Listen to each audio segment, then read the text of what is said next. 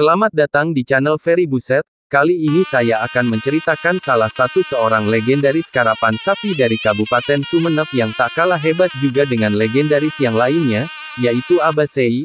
Tapi jangan lupa tekan subscribe, lonceng, dan komennya. Baiklah, mengenai Abah Sei adalah pemilik karapan sapi dari tim komando.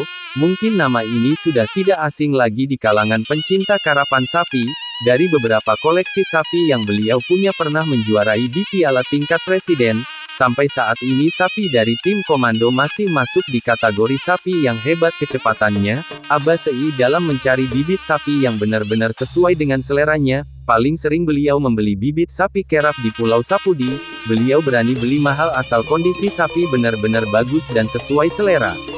Saat ini Abah Sei memiliki sapi yang top, yaitu Komando, nama yang sangat keren sekali, sehingga kandang khusus sapinya didesain seperti markas TNI, dengan warna cat doreng di seluruh ruangannya. Abah Sei sangat senang dengan desain warna seperti itu. Terima kasih, Abah Sei masih semangat untuk mengharumkan kebudayaan karapan sapi di Madura.